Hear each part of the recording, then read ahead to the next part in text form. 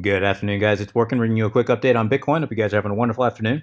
Looking at Bitcoin to the US dollar 4-hour chart on Coinbase. And last time we spoke, guys, Bitcoin was operating right on top of this $9,400 support. I did tell you that even though we might see a temporary bounce up to about 96, 96.50-ish, that I did think we were going to break down below 9,400. Now, price broke below 9,400, and to be completely fair, I did not expect it to happen that quickly, nor did I expect the bulls to buy it up that quickly. And of course, we can also see as we zoom in here, this was nothing more than massive manipulation where price dumped, came back up, took out stops to the downside. In other words, took out long stop losses, and then came back up and tried to take out anybody entering into a short, at least here in the short term, not to be redundant, came right back up and hit what was our ascending resistance line, or excuse me, what was our ascending support line. This larger ascending support line here has now turned into resistance, and that's right where price rejected off of and just returned basically right down to baseline. So this was a massive manipulation, but it is no coincidence, and it is worth pointing out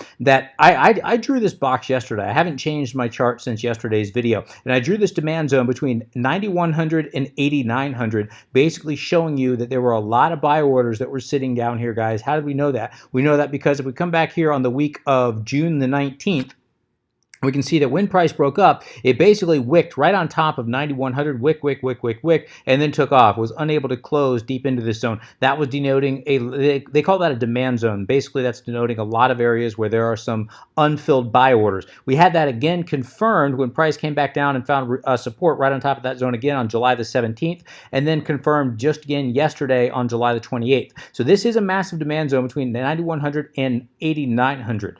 This is why it's so difficult to trade this down to the downside here, because even if we break below 9,400, we've got numerous areas of support down to it, including, of course, our major area between 8,900 and 8,500 that everybody is watching. And I find it interesting that everybody is starting to talk about what we've been talking about for the last at least 2 weeks now, and that is, of course, everybody is watching 8,500 to 8,900. So now the popular thing to say is, well, because everybody's watching it and we're so smart, we know that because everyone's watching it, it probably won't happen. In other words, it'll either get front run or it'll get overshot, but it certainly won't bounce between around 8,500 because everyone's expecting it to. So now as we've been discussing, because everybody thinks that it's not going to happen, it might in fact now happen. And I'm starting to hear analysts repeat that now, that because everyone thinks that it won't happen, then it will happen. So I'm forced to say that if we follow that to its logical conclusion, if that becomes the meme, then of course we're back to maybe this won't happen. But bottom line is, guys, I'm not going to play that. Let me take that back.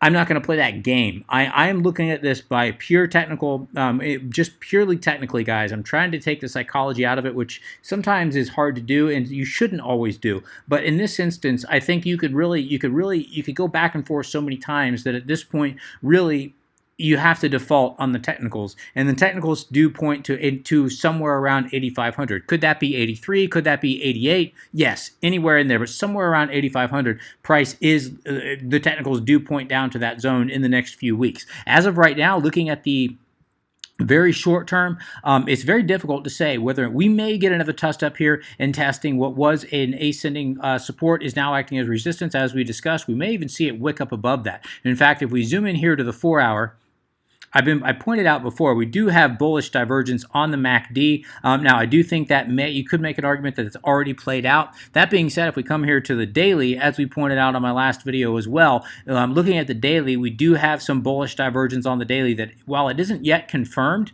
we'd have to have a daily candle close above yesterday's daily candle's close. So this isn't yet confirmed bullish divergence on the daily. It certainly is hinting at it, and that would suggest, again, possibly a test back up to around 96, 9,700, if not this $99.50 zone.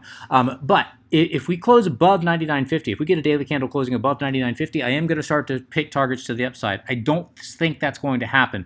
My bias is, yes, we may see a temporary tick to the upside, maybe as high as 99.50-ish, somewhere thereabouts, but I do think that we are going to break down eventually over the next week or so below 9,400, and I do think 89 to 8,500 becomes a likely target. It might be a slow drip. It might not happen all at once, but I do think that eventually we do come down to this 89 to 8,500. At least that's what the technical candles are telling me as of right now. Let's go ahead and look at the weekly. Looking at the weekly, we did now close the weekly candle below the 8-week EMA. As I've discussed before, that does signify on a correction in a bull market here, potentially the beginning of an end. What do I mean by that? I mean by that, historically, anytime we've closed below the 8-week EMA, we did get a little more play to the downside, possibly even the following week closing below the 8-week EMA, so we would have a decisive break below. And again, that does suggest continuation down, very likely to the 21-week EMA, which as of right now sits at about 82.50-ish. If we get another week going by, that'll, of course, will continue to rise. But again, that does suggest continuation down to that week.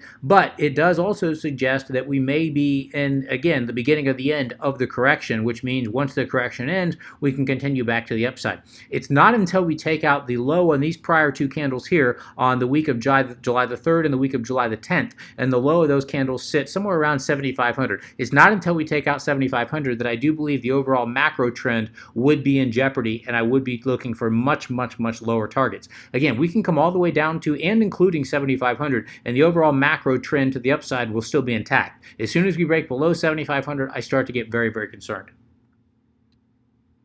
Looking at the daily is confirming that the bears are starting to take control of the market. We do have the 8-day EMA crossing below the 55. Of course, the 21 is well below the 8. And if we get the 21 crossing below the 50, that is not going to be a good sign. As of now, we've been unable to break back above the 8-day EMA here, guys. We're still well below the 55-day EMA here. So again, all of this is a sign that the bears are taking a little bit more control of the market here. That being said, on the daily, we are starting to see the bottom Bollinger Band curl up, the upper Bollinger Band curl down. In other words, they're starting to bottleneck, slowly starting to bottleneck, and of course this will be slowly because we're looking at a daily.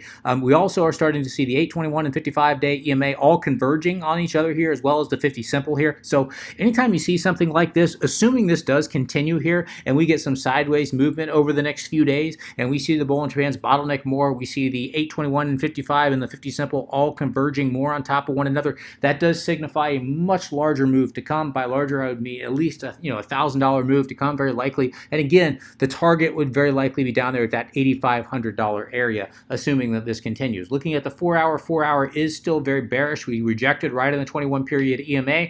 We are back below the 8-period EMA, and of course we do have that bearish setup with the 55 on top of the 21 on top of the 8-day EMA, or excuse me, the 8-period EMA. We're looking at the 4-hour here. So that is, again, a bearish setup. We do have some light between the two, which means we've built up a lot of resistance to the upside here, as is evident by price rejecting off of the 21-period EMA on the 4-hour here. So not looking great for the bulls here in the midterm. Overall, larger macro trend to the upside is still intact, but it does look like even in the very short term, we may come up and test, as I said, 97, 9,800, maybe even as high as 9,950. I do still think the midterm is still looking at that $8,500 to $8,900 zone to the downside, as much as I don't want to say it. Yes, this does look potentially like a reversal candle here. I'm not buying that, though. Again, that was all painted by pure manipulation. So yes, we might see a little bit of continuation to the upside. A lot of this is basically to shake out a lot of weak hands that are still in the market, both bullish and bearish. And then I think we continue back down to that 89 to 8,500. Now that, remember, this very likely won't happen right away. This might take a couple of weeks to play out, but I do still think the target is 89 to 8,500. So how am I trading this? Well, basically, as you guys know, looking at the daily here, guys, this does still work as a potential falling wedge. Let's see if it does play out. Now, I say potential very deliberately. This is not yet a confirmed falling wedge, not at all. We still need to see it break decisively below about 9,400 before we could actually start calling this a confirmed falling wedge here. So this is not a confirmed falling wedge by any stretch of the imagination, but it certainly does have the potential of playing out as a falling wedge. And I do think if we do break below 9,400, then decisively, then we'll be looking, as I said, that would suggest a drop to that $8,900 to $8,500 zone. What will invalidate this over the next 48 hours, if we do get a daily candle that opens and closes outside of this descending resistance line here, that's what will invalidate that potential falling wedge. I still will be looking for targets to the downside between 89 and 8,500, but it just may take a little bit longer to play out, and it'll just invalidate like I said, the potential falling wedge. So let's wait and see kind of how this ends up playing out. Guys, I'm going to go ahead and wrap things there. I've got to get running here. I'm going to have to cut the video a little bit short. I've got some things going on here. So I don't mean to cut it short here, guys, but unfortunately I'm going to have to. If you have any comments, questions, suggestions, please let me know in the comments section below.